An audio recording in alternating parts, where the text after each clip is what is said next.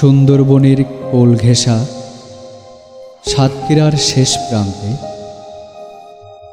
প্রত্যন্ত একটি গ্রামে বেড়ে ওঠে শান্ত শিষ্ট এক কিশোরী মেয়ে। বাবা তার দিনমজুর গরিব কৃষক, মা তার খেটে খাওয়া সংগ্রামী গৃহিণী। খুব কষ্টে চলে তাদের সংসার, কিন্তু চোখে তার নার্স হওয়ার অদম্য স্বপ্ন। বলছিলাম সমস্ত বাংলাদেশের মধ্যে নার্সিং ভর্তি পরীক্ষায় প্রথম হওয়া শামসুন নাহারের কথা।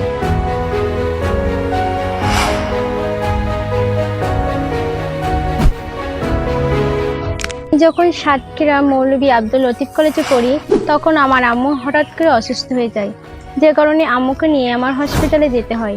আর হসপিটালে গিয়ে আমি যখন দেখি যে নার্সরা কীভাবে সেবা করছে, রুগীদের কীভাবে পাশে থাকছে, সেটা দেখে আমার খুব ভালো লাগে। আর তখন আমার মনেও নার্স হওয়ার স্বপ্ন জাগ্রত হয়। আমি যখন এইচএসসি পরীক্ষা দিই, তখন দেশের পরিস্থিতি খুবই খারাপ। এইচএসসি পরীক্ষার অনেক আগে থেকেই আমি জানার চেষ্টা করি কোথায় গেলে, কোন কোচিংয়ে গেলে আমার নার্স হওয়ার স্বপ্নটা শতভাগ পূরণ হবে। তখন আমি রাজু স্যারের নিউরনের কথা জানতে পারি। নিউরন প্রথম 2010 সালে রাজু স্যারের হাত ধরে দক্ষিণবঙ্গে যাত্রা শুরু করে মেডিকেল ডিপ্লোমা দিয়ে। তখনও নার্সিং অ্যাডমিশন পরীক্ষা শুরু হয়নি। নার্সিং ভর্তি পরীক্ষা শুরু হয় 2016 সাল থেকে। শুরু থেকে রাজু স্যারের রেজাল্টের ধারাবাহিকতায় পরপর 6 বছর খুলনা নার্সিংয়ে প্রথম সহ 2022-23 শিক্ষাবর্ষে মুক্তি রানী, 2023-24 শিক্ষাবর্ষে আলপনা আক্তার এবং 2024-25 শিক্ষাবর্ষে শামসুন নাহার সমগ্র বাংলাদেশের মধ্যে রাজু স্যারের নিউরনকে নিয়ে গেছে এক অনন্য উচ্চতায়।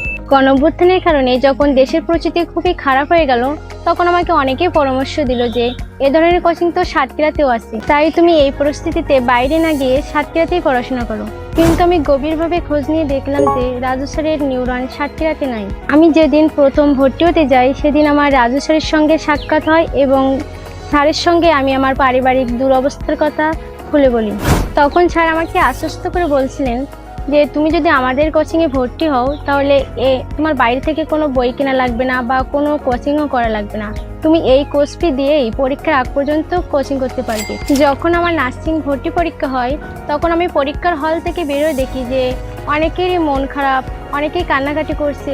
সেই পরিস্থিতিতে কিন্তু আলহামদুলিল্লাহ আমার পরীক্ষা অনেক ভালো হয়েছিল। রেজাল্ট রাত্রে দেয়, তখন আমাদের ব্যাচের Ashis sir, Jamal sir phone করে আমাকে জানায় যে আমি খুলনা নার্সিংয়ে চান্স পেয়েছি। কিন্তু তখনও আমি জানতাম না যে সমগ্র বাংলাদেশের ভিতরে প্রথম স্থান অর্জন করছি। পরদিন সকালে 11টার সময় রাজু স্যার আমাকে ফোন করে কোচিংয়ে ডাকে এবং জানায় যে আমি সমগ্র বাংলাদেশের ভিতরে প্রথম। Raju sir, Ashis sir, Jamal sir সহ অফিসের সকল টিচার এবং স্টাফদের আনন্দ দেখে তখন আমি আমার চোখের পানি ধরে রাখতে পারিনি। তখন আমার মনে হয়েছিল যে আমি আমার আব্বু, আম্মু এবং ছাত্রদের মুখ উজ্জ্বল করতে পেরেছি। তাই তোমরা যারা আমার মতো সরকারি নার্সিংয়ে চান্স পেতে চাও, তারা কাছাকাছি থাকার চিন্তা না করে অবশ্যই খুলনায় রাজু স্যারের নিউরনে চলে এসো।